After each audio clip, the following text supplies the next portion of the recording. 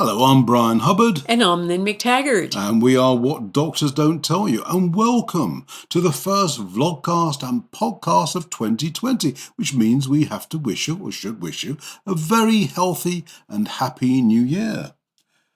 And hopefully a wise one well by subscribing to What Doctors Don't Tell You. But that aside, with the new year, Lynn, it's always the time, I think, when immediately people think about losing the weight they put on over Christmas, in particular, getting rid of the excesses. And I want to talk to you at length about weight loss a little bit in a moment, and particularly, what you feel does work, what doesn't work, and all the rest of it, because I'd like to join in on that, because I've been doing some research about calories and calorie restriction as well. But before we move on to that more general theme, I just want to pick up something that was highlighted by a recent research study. And in particular, it deals with young girls who, and I think it's really down to social media and the enormous pressure they're always under and how body conscious they become because of it. And, as a result, they're often going to find often online, diet pills and laxatives to help them lose weight. Well, some researchers at Harvard T.H. Chan School of Public Health have taken a look at this and said, well, just how safe are these pills? Well, the first thing to say is that adverts for these have already been banned by Instagram. Who are concerned about young girls in particular seeing adverts for detox teas and diet pills. And these researchers want to go a bit further and say, well, what happens down the road if they do take these things? Well, what they have discovered is that young girls who take laxatives increase the risk of suffering a serious eating disorder within the following year. And the diet pills alone have an 80% increased risk of an eating disorder within that year. And it's a big study. It was around 10,000 women, all aged between 14 and 36, rather at the upper end, I suppose, of very young. But anyway, they took a look at them and followed them for over a year, said, well, what did happen to them? And found this was a serious issue was emerging where, what seemed to be a relatively benign thing of just trying to lose a bit of weight ended up being a very serious problem down the road. And beyond that, they said that these diet pills and the sort were also gateways to other problems, such as causing hypertension, which is high blood pressure, and liver and kidney damage. I think there are several elements to the story, Lynn. One, of course, is extreme social media pressure on body consciousness that these young girls have to go through, and the lengths they're prepared to go to try and lose the weight. But the fact that this is, a relatively unregulated market and there aren't the safeguards in place. And, it is hard to know where you go with this. Instagram, as I say, have taken the lead by banning adverts. Facebook and the rest still allow these adverts to proliferate. So, do you have any views on that, Lynn? Well, I think it's criminal that these are allowed to be sold over the internet without kind of provisos about this. One thing that comes to mind with these kinds of laxatives and diet pills is one thing that makes people anorexic very quickly is a low zinc status. Okay. When zinc becomes really low, even animals become anorexic. So I'm wondering whether or not these kinds of diet pills with flushing out things in the body very quickly lead to very, very low zinc status. So that's one thought. But what is also criminal about it is that it's really quite easy to lose weight. That's the sad thing of it. And we now know that, having tried all kinds of diets and many diet fads, that have been best-selling books, we've moved from looking at a calorie as a calorie to thinking of what the body does with certain things. And that the thing that really puts on weight, that causes storage, is essentially sugar. And to the body, any kind of refined carbohydrate, any kind of high glycemic carbohydrate is turned into sugar. So that's one factor. And all of the diets, like paleo diets, kind and gentle keto diet, as we feature in our January 2020 issue of What Doctors Don't Tell You, Get Well. All of those kinds of diets regulate and really restrict your consumption of carbohydrates, and weight just falls off for most people. Without a thyroid problem, weight just falls off. Yeah, because I mean, we still have the prevailing view, despite all the science, that, it's all about calorie control. And I think people are still, if you don't particularly read the research yourself, which a lot of people, and sort of a lot of young people probably don't do, and so they're probably thinking, well, that must be the solution. It's all about calorie control, and many of the major slimming and diet clubs and what have you still follow that. And it sort of brings me up on that point I raised a bit earlier, Lynn, about calorie control, because there was some research done amongst some young children in the Amazonian basin. Now, why is that interesting? Well, because they're still actually foragers, and they still are primarily reliant on their food from agriculture, which means these kids are expending enormous amounts of energy. And in fact, on average, 25% more than the average Western kid. And yet they're no slimmer, if you like, than the Western child. And they said, well, why would that be if you're expending more energy? And the researchers discovered it was because the body is smart.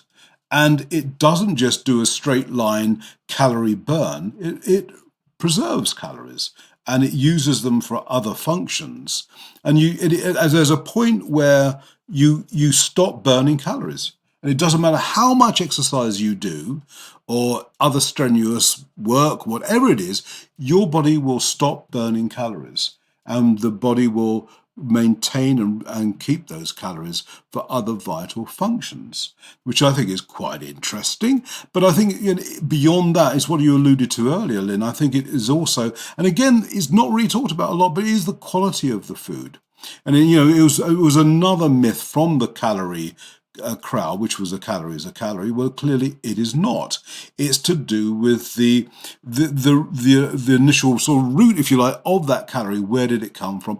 And as you've said, Lynn, it's the high sugars, the processed food calories that burn and get stored as sugars, which get stored as fat, and it's these that in fact put on the weight. And again, I mean, generally this is known, and yet somehow it's not known.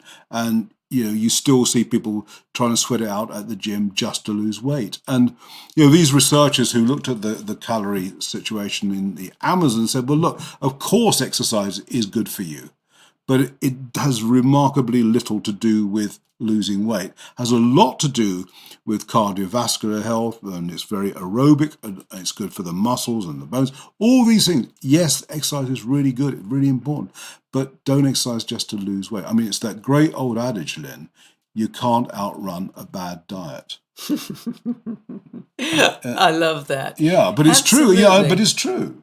Absolutely. And it's, what people have to understand too is what you just said. It's processed foods that are the problem. So one of the key, really cornerstones of losing weight is cook from scratch. Whenever possible, cook from scratch, limit your processed carbs, eat fresh, eat fresh foods, lots of fruits and vegetables, and you don't have to starve yourself. On a paleo type diet, you can eat loads. It's about what you're eating. Your body in a lot of ways is kind of a chemistry set. And it's about putting in those right foods that make it run optimally. And in that situation, without getting bogged down in a lot of processed carbs, it will get to its natural good weight. Yeah, I mean, for us, I think we've found two diets particularly effective, and certainly one for me, because I was pre-diabetic at one stage, and we picked up on the low glycemic index diet, which had been pioneered by Michel Montignac, a French scientist or biophysicist, and he'd been working on this diet to help people with diabetes. And he was discovering that it was reversing early stage diabetes, but he also noticed these people were losing weight. And this got him thinking about developing the diet further for people who also wanted to lose weight. So he looked at the foods that they were eating and those that were delivering high sugar quickly. And it was a number of things. It was mainly the white stuff, as a global thing, white bread, and it was white rice, and it was white potatoes, white chips or fries, as the Americans call them. Beer was high amongst that. And these high glycemic things were the problem. And once these were eliminated from the diet, you start losing the weight. And I did. I lost about 30 pounds in, I don't know how long it took. It was about several months, I suppose, which is probably a good, healthy way of losing weight, probably a little bit rapid.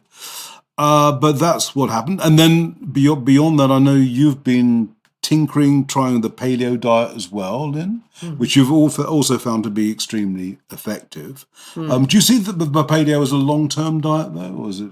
Yeah, I do, because the paleo, I was more interested in the paleo diet as a non-inflammatory diet, getting rid of things that cause inflammation. So one of those things are grains. They found. So instead of just removing the white stuff as they do with the McTaggart diet, they also eliminate grains. And of course that includes and plus processed foods and processed sugars. And they increase the amount of fat, which seems to also be really important because your body ends up running on fat for fuel rather than sugar for fuel. The body shifts a bit. And when we first tried a paleo diet, we both had a week of kind of me, constant hunger, and you dreaming about certain foods until our bodies got used to it. And now they are. And that was, with paleo, you got one end of the spectrum, and then beyond that even is Atkins, really, isn't it? Is the keto diet, as they now call it, which is really considering how much carbohydrate you take in and getting your body in a state of ketosis. It's almost zero carbs, isn't it? It's way down there. One thing that we've just published is a story of a kinder and gentler approach to a ketogenic diet. But that essentially is a paleo diet.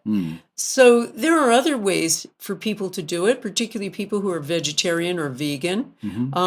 They can, it's hard with vegans to cut out grains because they've cut out, meat and a lot of animal protein products. But there are lots of other ways, but the key really isn't about calories. Yeah, exactly so. But you just on that point about grains, Lynne, a good half the world lives off rice. So what's so bad about it? Well, I think there's several things about it. Rice these days has a lot of arsenic in it from almost all sources. There's only essentially one source of rice, and the better one is white rice, believe it or not, for not having arsenic in it. So that's one issue with rice now, which is terrible. It really has to do with the way it's produced and not rice in general, not rice inherently. But for lots of people, both beans and grains cause a lot of gut inflammation. So if you're looking at trying to lower that, getting rid of grains, getting rid of beans is one of the first things people recommend. And a lot of people have reversed a lot of illness on these diets. So I think the take home is, look, guys, this isn't difficult, but it really has very little to do with calorie control. I think that's a really worthwhile excursion into the world of diet and foods, Lynne, on this New Year broadcast. So thank you for that. Well, they call it just about the simplest operation you can do. It's the safest operation you can do, and it's one of the most effective operations you can do. And that is, of course, total hip replacement surgery. And indeed it is. It is all those things, and so much so that in America in particular, the patient is going home the same day. And once upon a time that was frowned upon, but now they say they've perfected the surgery to such an extent that it's perfectly safe for the patient to hobble home the same day and not take up a hospital bed. Well, people at Cornell University begged to differ. They said, hold on a minute, this is not quite as safe as we're saying. We do need to keep our eye on the patient a little bit longer than 3 hours. And at the very, very least, they should be staying in overnight to make sure that everything is safe and they are well. Because they did a bit of a follow-up on this, and they found that people who were leaving hospital the same day were twice as likely to suffer a serious cardiac or pulmonary complication inside the first 30 days after the operation. And oftentimes this would happen within the first few days after the operation. And in some cases, the risk was nearly 4 times greater than those who just stayed in the hospital one night. And this business of same-day discharge is a relatively recent thing. I mean, it goes against all the best guidelines, best practice guidelines, which have been in operation for many, many years. And the reason why I say the Cornell researchers is because of finance. It always goes back to money, doesn't it? And so saving money, saving the cost, they're getting the patient out sooner. I mean, it's quite interesting. In 2018, just a year or so ago now, total knee replacement surgery became a same-day procedure. And hip replacement is expected to follow suit very soon. I mean, it is currently happening, but it isn't quite the standard procedure, but an awful lot of hip hop patients are indeed already leaving the hospital that day. They did quite a big survey of it. They looked at 226,000 knee replacement procedures, and 3,000 of whom were sent home that same day. And so it's clever stuff, but it ain't that clever. So people do still need to be looked after a bit more. Well, I think this is the general trend in American hospitals, is to boot patients out as quickly as possible. They certainly do it with people giving birth, and now they're moving on to their more successful operations. But as you said, Bryan, one always has to understand that an operation is surgery. And no matter what, the body can be a bit shocked by that. And certainly with hip and knee replacements, I know certainly with hip replacements, the thing you have to worry about most are infections and deep vein thrombosis. And of course, there can be other things like cardiac issues and heart issues, and that's what they're finding, an increase in these patients who go home early. Because when you stay in the hospital for a few days, as they do in the UK, the people can mind you.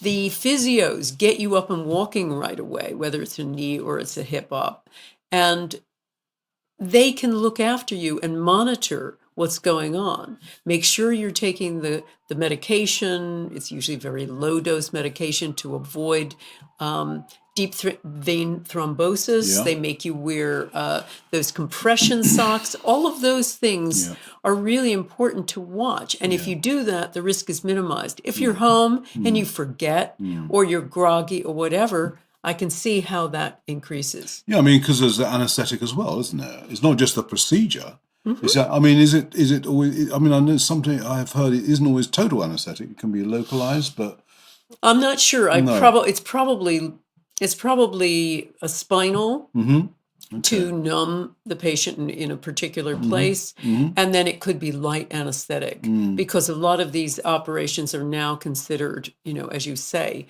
more minor surgery, even though they're sawing off a bone and putting in a replacement, essentially. But I think there should always be a healthy regard for the idea that you're creating a lot of internal bruising, and that even with the best surgeons and the best operations, caution is always the right word. Yeah.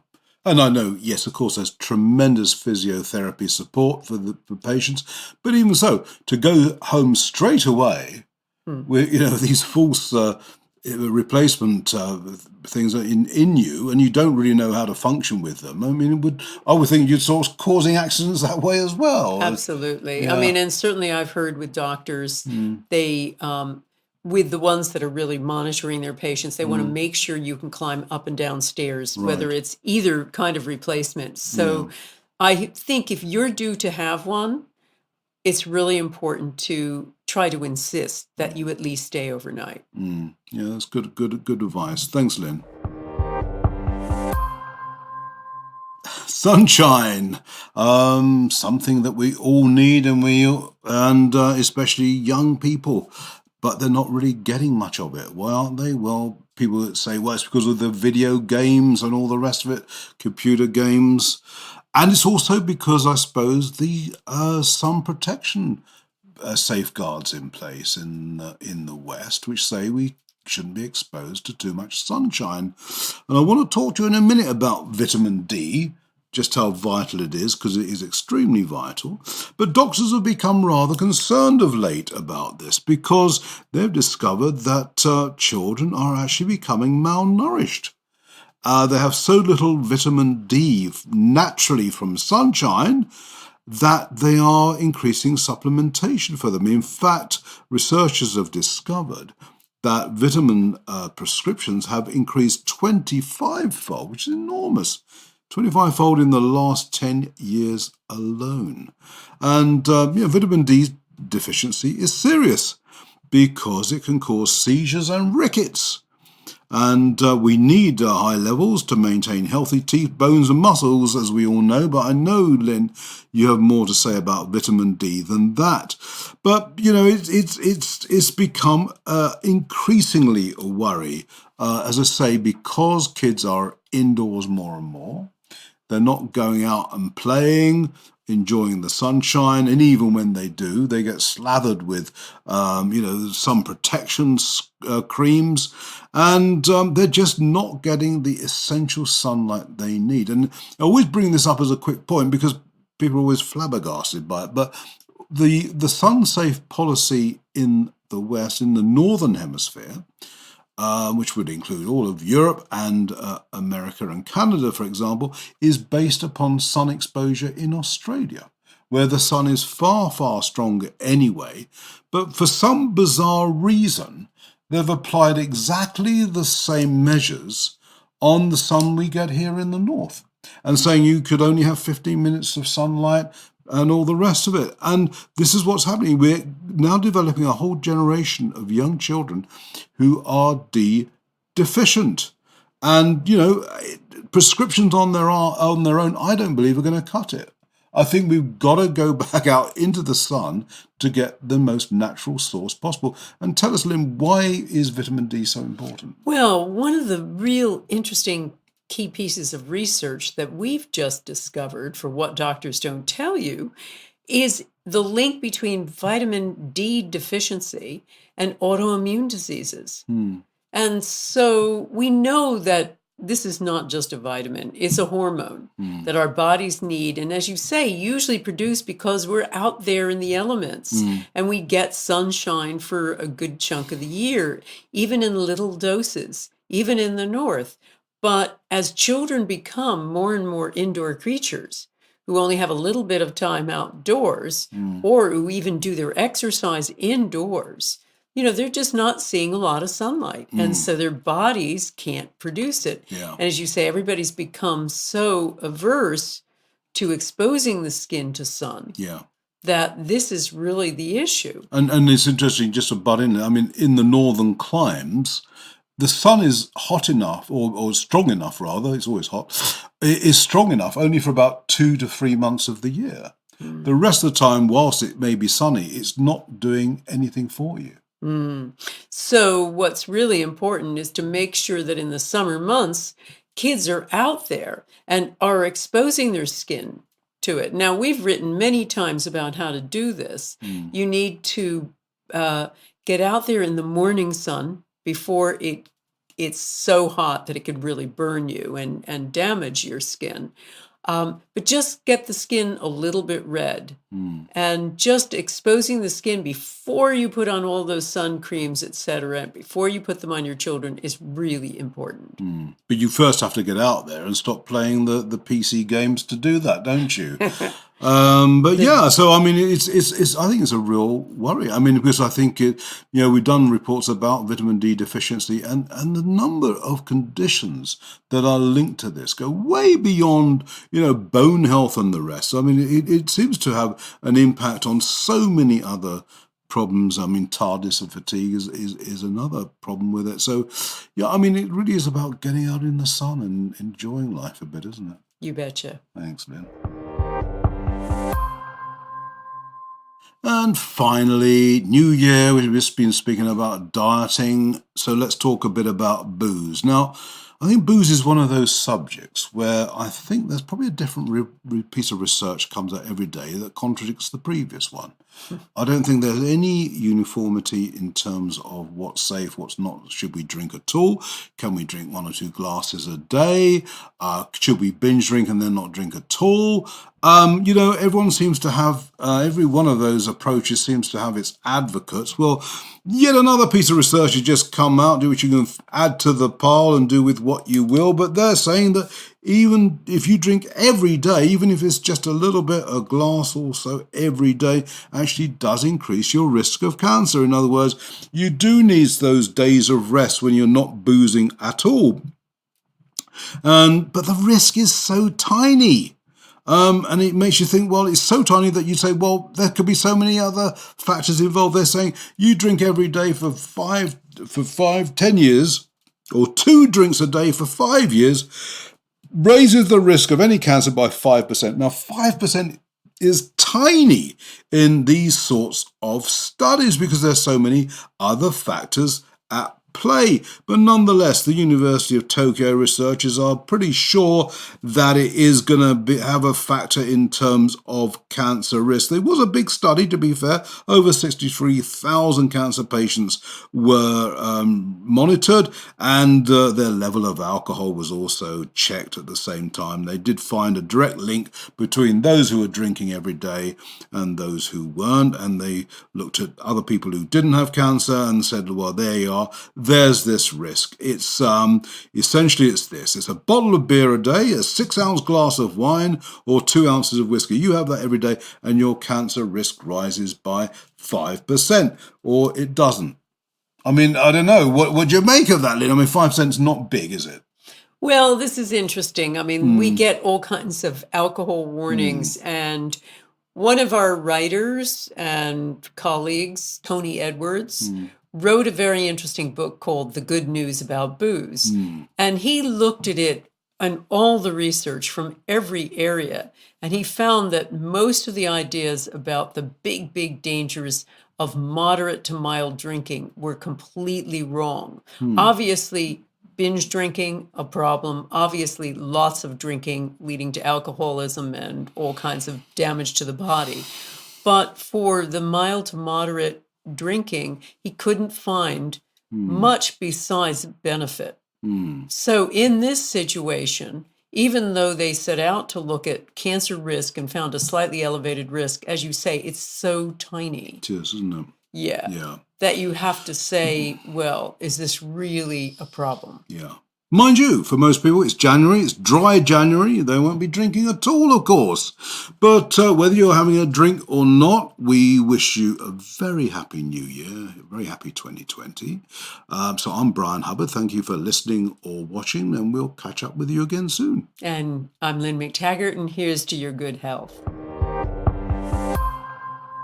If you've been listening to our podcast or looking at our vlogcast for a little while and you're getting a bit intrigued as to what the magazine, What Doctors Don't Tell You, actually looks like and reads like, you can find out. And you can find out free of charge. Put together a special little offer for you guys. So just click the link and you'll be able to download a free recent issue for you to read at your leisure. And keep your eyes peeled for emails to follow because we have a very special offer for you to subscribe.